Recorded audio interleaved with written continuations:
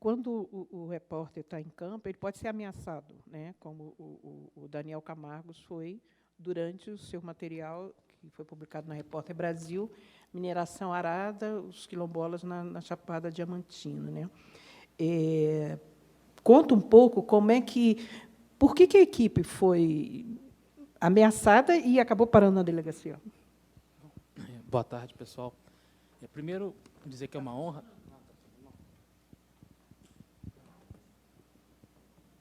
Está. Alô? Não, pega o outro. Ele deve estar com problema. Pega o outro. Agora está funcionando? Também não. Ah, tá. Sim, agora está. Boa tarde, então, de novo. Primeiro, dizer que é uma honra estar aqui, né? Estar aqui nesse espaço, estar aqui com esses colegas, que é um sopro de esperança aí nessa semana tão difícil. Ouvir a história de vocês e acreditar mais no jornalismo, assim.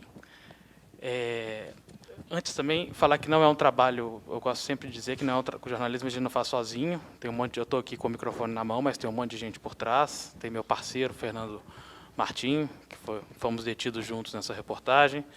Tem as editoras, Mariana de la Barba, Ana Magalhães e toda a equipe que dá um apoio fantástico da Repórter Brasil e que está aí há 21 anos fazendo esse tipo de jornalismo.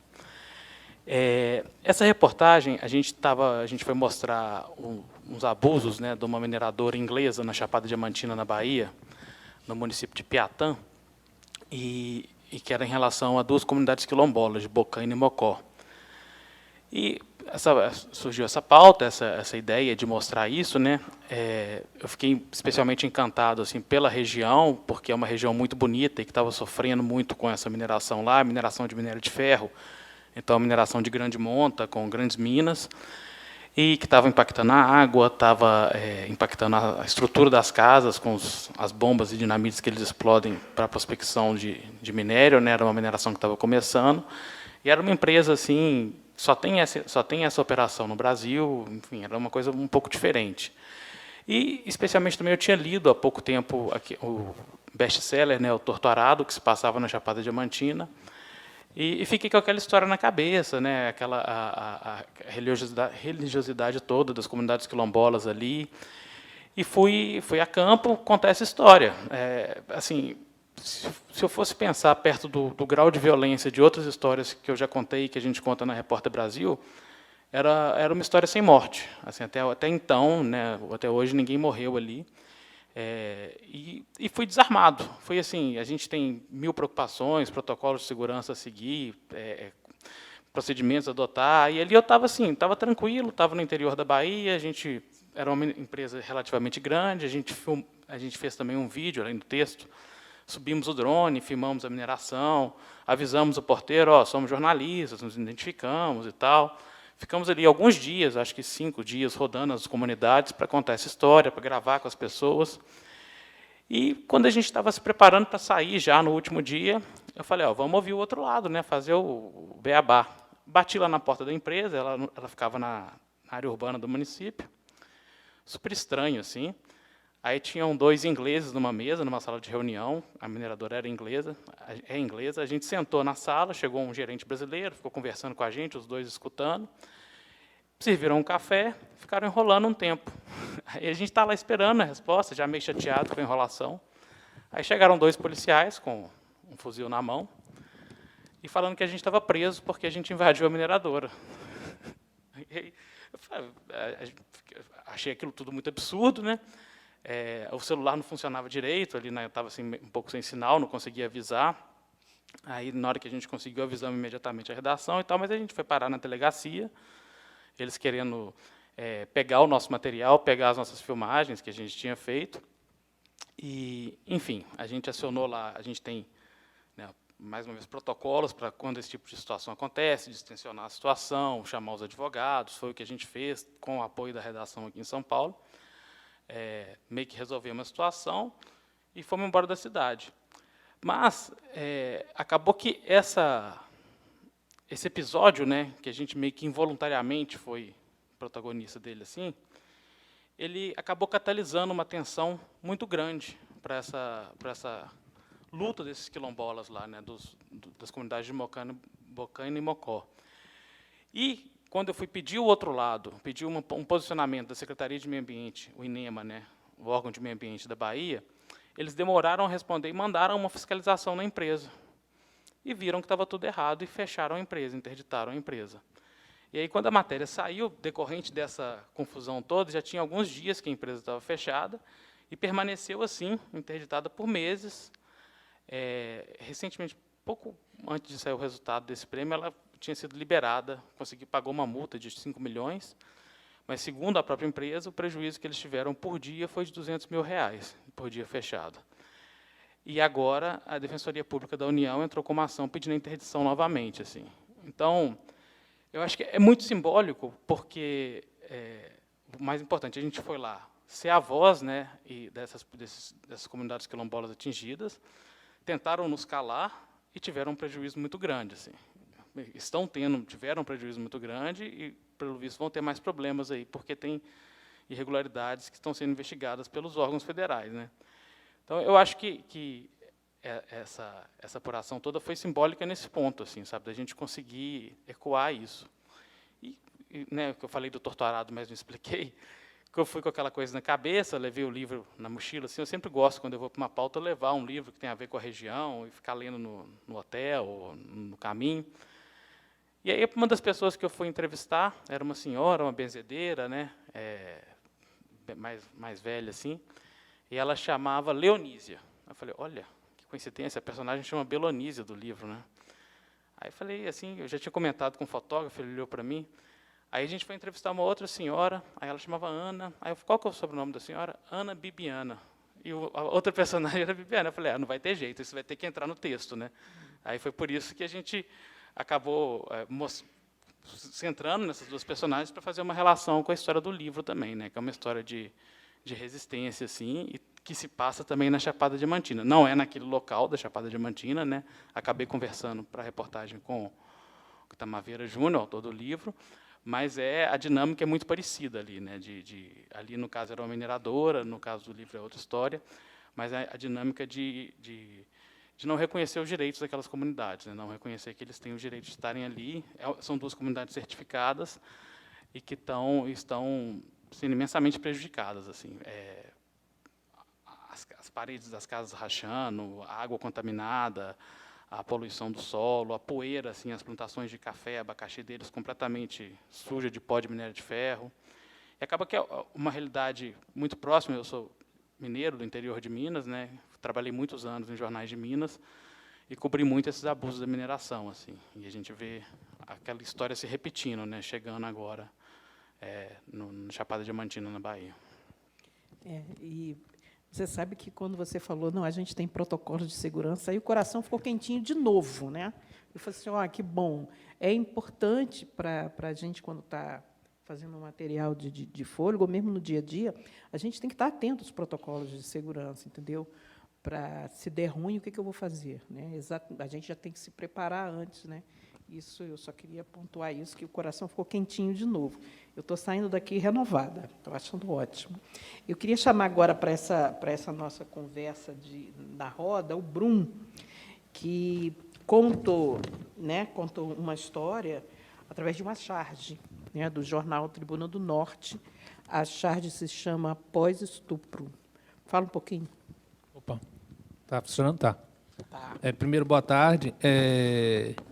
Primeiro, deixa eu só agradecer a premiação, porque esse ano teve um gosto um pouco diferente para mim. Comparado às outras vezes que eu tive aqui, essa tem um gostinho diferente, porque poucos dias antes dessa premiação, o jornal trocou toda a direção, entrou uma direção bolsonarista, e a primeira atitude foi cortem a cabeça do chargista, depois de mais de 10 anos de jornal. E Serjão me conhece, Serjão sabe que eu sou um cara muito ativo, gosto muito de fazer movimento. Teve um negócio lá do Aroeira, vamos fazer isso, teve não sei o que lá. E, por mais que eu fale, sair de cabeça erguida, tal, que saí mesmo, porque eu sei que eu fazia o trabalho bem feito lá, mas o tempo ia passando, e você via que você não saía do lugar, e foi meio que desanimando. Eu fui E quando veio a a menção honrosa deu um gás a mais de continuar. Você está entendendo? Então, eu agradeço. Tanta gente agradece o Serjão. Serjão, agradeço, que eu sei que você faz parte disso, que está aí, você deu um gás a mais para continuar, entendeu? Muito. Eu sei que não, mas você está envolvido, Serjão. Ela falou que você é humilde, mas você perde para Serjão de 10 milhões a 0. Você não está entendendo. Sabe? Então, obrigado mesmo, porque o que eles querem é que a gente desanime mesmo. Eles querem nos calar, né? Mas eu acho que é um pouco aquela música do Pavão. Eles são muitos, mas não podem voar, entendeu? É isso. Aliás, não está saindo. Aliás, deixa eu aproveitar. Esse é o único prêmio dos 163 prêmios de imprensa que existem no Brasil, em que a sessão do júri, primeiro tem as 2 primeiras etapas, com relatórios, etc., uma trabalheira imensa. Mas é o único prêmio em que o júri se reúne a céu aberto. Já vai fazer quantos anos, Ana? 12. Desde que a Ana assumiu a curadoria e que a gente teve, na época, a possibilidade de trabalhar junto com a Câmara dos Vereadores, que tinha um sistema de transmitir pela internet ao vivo. Então, se tem alguém aqui, qualquer um dos cidadãos tem direito de acompanhar e saber se o material foi visto, se foi lido, avaliado, porque a gente sabe que tem uma opção de prêmios aí que são picaretagem, que já está pré-decidido. Vocês sabem disso. Esse aqui tem essa vantagem. Então, o Brum é por mérito mesmo. Não fala mal dos coleguinhas também, não. Brum, termina. Aí, qual foi a pergunta mesmo? Esqueci, desculpa. Qual foi a pergunta? Você já falou dos bolsonaristas, já destabilizou todo mundo aqui. Já falou que mudou a direção, aí o quentinho do coração que estava aqui já gelou de novo, entendeu? Eu queria falar, como é que você chegou àquela charge do pós-estupro? Isso. Hoje em dia, fazer charge está um pouco diferente do que era lá atrás, quando eu comecei, né? Porque, hoje em dia, é tanto absurdo que a gente está vendo, é tanto surrealismo, que, às vezes, você desenhar a realidade pode parecer que você está desenhando um grande besteirol, de tão absurdo que é aquilo ali que estava sendo desenhado. Tanto que a gente começa a tomar algumas posições diferentes antes de fazer a charge. Por exemplo, eu faço parte de um grupo com alguns chargistas que nenhuma charge sai sem antes a gente debater. Você não acha interessante fazer isso? Poxa, mas isso aí é uma cortina de fumaça. Sim, é uma cortina de fumaça, mas tem que ser falado, porque não é porque é uma cortina de fumaça que a gente vai deixar esse absurdo passar, mas vamos falar de outro jeito. Então, inclusive o Nando, que foi um dos finalistas, ele faz parte desse grupo, né? Éramos 4, mas aí o Frank faleceu, ficou nós 2 e agora entrou um 4º elemento. E aconteceu esse absurdo desse caso da menina, que tinha engravidado, vítima de um estupro, 11 anos. Com 11 anos, e a juíza, né, foi e, de certa forma, puniu a vítima, que nada mais foi do que uma punição à vítima. E a gente achou aquilo tão louco que, não, mas não vamos falar disso, porque como é que a gente vai mexer com humor, com uma charge, com um assunto tão polêmico, entendeu? E não vai passar nem pelo jornal, não vai passar pelo crivo do jornal. Eu nem lembro qual era a ideia que eu tinha, mas aí, antes de mandar, eu já tinha uma chargezinha, que era o martelo da justiça, em outra situação, e eu não podia deixar passar. Eu tenho 2 meninas lá em casa. Não tem como. Eu tenho uma menina de 12 e outra de 5, e eu tenho muito medo do que está acontecendo, da normalização do absurdo. Eu tenho muito medo de domingo agora dar uma merda e todos esses absurdos se tornarem reais, a ponto de ter uma roda de conversa como essa e não ter mais falando do caso lá da Amazônia, porque é normal. É normal o índio morrer. Foda-se. Não tem problema. É permitido criança indígena morrer, é permitido uma criança de 11 anos ser estuprada, é permitido o exército matar sem ter motivo. E isso está acontecendo. Então, por mais que seja absurdo, eu me senti na necessidade de fazer aquele desenho. E eu procurei ver qual era o foco principal. O foco principal, para mim, ali, era a destruição da infância. Além do estupro já ter destruído, a justiça vai e bota o dedinho, né? Então, eu peguei esse martelo, que eu confesso que esse martelo era até de outra charge, e falei, como que eu vou retratar isso, mas sem botar a vítima aqui, sem expor mais ainda a criança. Aí veio a ideia da bonequinha, que representa a criança, e o martelo da justiça, ao invés de amparar, está destruindo a bonequinha. Entendeu? Então, foi dessa necessidade de mostrar o absurdo mesmo que a gente está vendo. Que isso é absurdo. Quando é que a gente ia ter isso há, sei lá, 6, 7 anos atrás? Eu não vejo. Poderia até ter, mas não vejo com essa normatização. Que tem gente que foi quem que falou, que é criticado, às vezes. Teve alguém aqui que falou que recebe crítica. Poxa, bem-vindo ao meu mundo. Você está entendendo? Se eu for escrever um livro de críticas, a Bíblia perde em número de páginas, é fácil. Porque teve muita gente ainda falando que não, que tinha que fazer isso mesmo com a criança, porque, no mínimo, a criança se insinuou. A gente escuta, está normal isso. Você está entendendo? E o meu medo é justamente isso, de quando eu falar a criança insinuou, não ter ninguém falando af. Essa realmente se insinuou. E é o que está acontecendo. É o que a gente está deixando passar aí direto, e é o que muitos amigos jornalistas, como foi dito também, estão aplaudindo isso. É uma vergonha. É uma vergonha, você está entendendo? Assim como aplaudiram minha demissão. Eu sei que teve muita gente que aplaudiu minha demissão. Realmente, você não pode falar do governo. Assim, um chargista que não pode criticar o governo, eu vou, sei lá o que eu vou fazer, desenhar um cartaz de teatro. Sabe? Não sei. E olhe lá, né? Depende da peça. É interessante a gente ver em todos os relatos aqui. Quando eu vi o Bolsa Reportagem, eu fiquei tão feliz, eu falei assim, poxa, que bom, né, que abre espaços de trabalho. Aí você está falando de um espaço de trabalho que foi cortado, né? E, sabe, a gente está falando de outros espaços que a gente briga e vai na brecha o tempo todo para emplacar 17 minutos no vídeo, 5 minutos no vídeo. A gente sabe emplacar uma foto na primeira, né?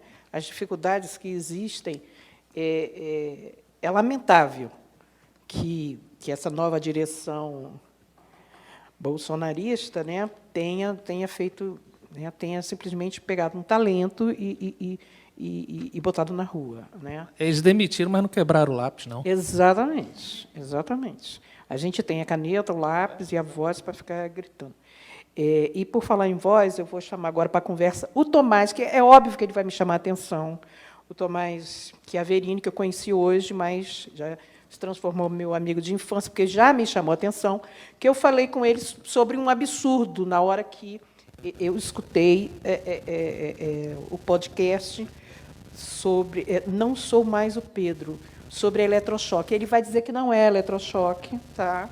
Já vou logo avisando. Mas, sim, é eletrochoque, sim, e ele vai contar essa história sobre uma memória apagada. Como é que você chega...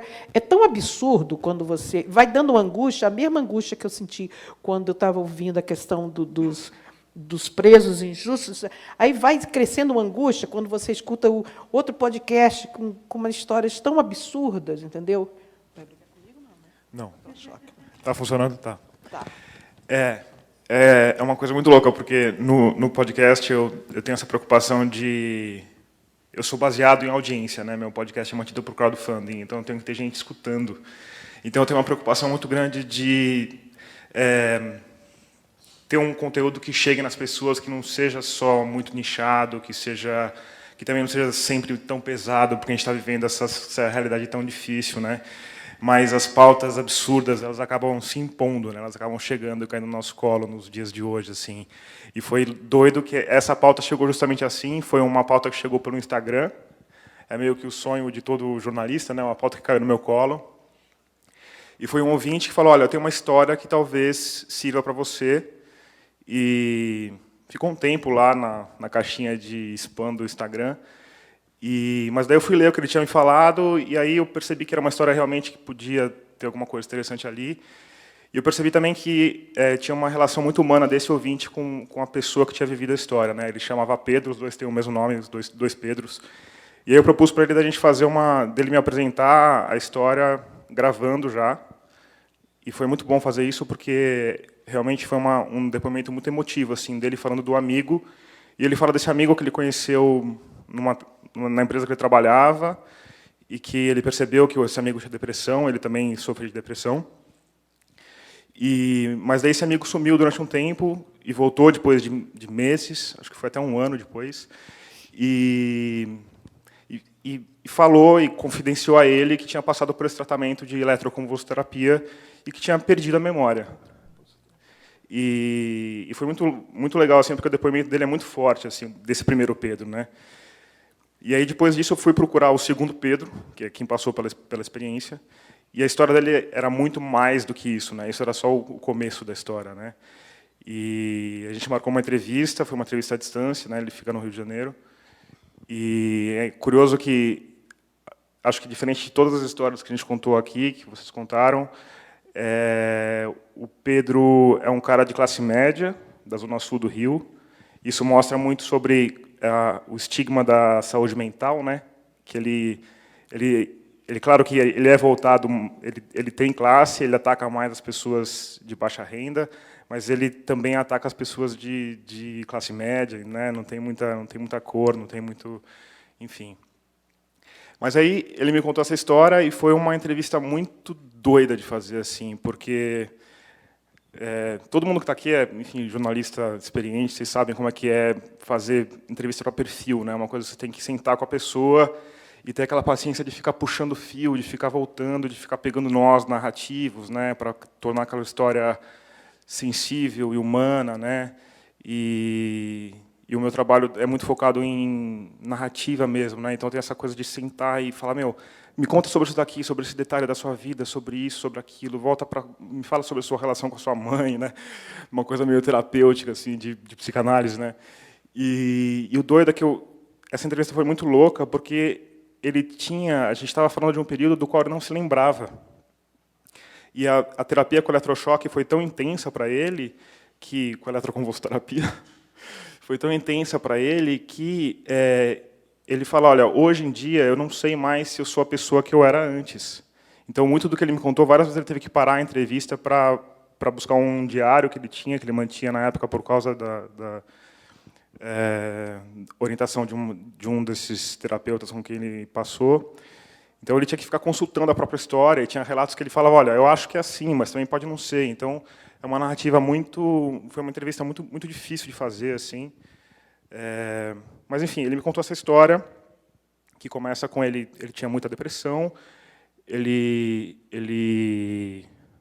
estava pensando em se suicidar, e aí ele foi consultar ele tinha uma psicóloga, essa psicóloga encaminhou ele para um psiquiatra, e esse psiquiatra, de alguma forma, convenceu ele a fazer esse tratamento de eletroconvulsoterapia, que depois eu fui pesquisar, obviamente, para a reportagem, fui entrevistar um especialista na técnica, e, de fato, a eletroconvulsoterapia ela não é mais feita como era feita antigamente, né, nos hospícios, enfim. Então, ela é feita com anestesia, ela é feita com a mínima voltagem possível, e ela, de fato, em alguns casos em que o paciente está correndo risco de vida, no sentido de uma ideação suicida que é muito iminente, ela, às vezes, é o único caso que funciona. Quando nada mais funciona, ela funciona. Mas, no caso dele, não era isso, porque ele não tinha tentado se matar de fato, ele não tinha feito uso de muitos antidepressivos. Em geral, para usar uma eletroconvulsoterapia, os médicos recomendam, pelo menos, ter tentado 5 antidepressivos antes. Enfim, tem uma série de questões que mostram que esse psiquiatra agiu de uma forma negligente, né? Inclusive, falhando em comunicar a esse cara que ele podia perder a memória. Só que aí, essa é a primeira parte da história do Pedro, né? Tem uma segunda parte que eu acho que é ainda mais impactante, que ele saiu dessa clínica com esses problemas seríssimos de memória, sem saber se ele era ele ainda, E parece que aí tem esse monte de nuvens assim, né? Então foi muito difícil construir essa narrativa porque está o tempo inteiro envoltos em brancos, em coisas que ele não consegue se lembrar. Mas ele acha que ele melhorou porque ele chegou a procurar emprego, ele chegou a se comunicar com amigos, mas em algum momento desse pós-eletroconvulsoterapia ele teve uma recaída e o pai dele, que mora em outra cidade, a mãe dele tinha morrido já, enfim, uma família super disfuncional, e o pai dele vem para a cidade e interna ele num hospital psiquiátrico de forma compulsória, né? Sem perguntar. Ele acorda um dia, tem 6 enfermeiros na porta dele, colocam ele numa ambulância e levam ele para o hospital. E esse hospital é um hospital, é o RUP, né? Que é o Hospital Universitário da Universidade Estadual do Rio de Janeiro, que é um hospital bastante conceituado, assim, até, né? E aí eu usei essa narrativa. Aí ele entra no hospital e é muito louco que ele conta, porque estava começando a pandemia, então ele lembra que ele entrou sem máscara e saiu de máscara. E ele entra super fragilizado e ele fala: olha, a única coisa que eles me davam ali dentro era um analgésico. Analgésico não, é calmante. Então, um diazepam. E ele falou: bom, eu não vou tomar diazepam, porque diazepam é calmante. E aí ele começa a narrar uma dinâmica dentro desse lugar. Ele fica preso numa vila, tem algumas casinhas ali. Ele fala que ele fica num quarto que não tem espelho, ele coloca uns shortinhos que não cabia nele, então rasga no primeiro dia o uniforme que ele tinha. Ele fala que não tinha como cortar a unha, tinha que lixar a unha na parede, a comida era sempre a mesma, enfim, um tratamento que remete muito aos hospícios e manicômios que foram desativados com a reforma psiquiátrica, né? E aí eu uso essa narrativa dele para recontar essa história da reforma psiquiátrica, que a gente vê que, hoje em dia, como tantas coisas que foram ditas aqui, é uma coisa que está sendo desmontada, né? Então, a gente não tem mais os hospícios, não tem mais os manicômios, mas tem essa saúde mental que é meio que um limbo, porque aí tem as comunidades terapêuticas, né? Que são completamente descentralizadas, terceirizadas, e principalmente sem uma fiscalização, né? O governo não fiscaliza mais saúde mental.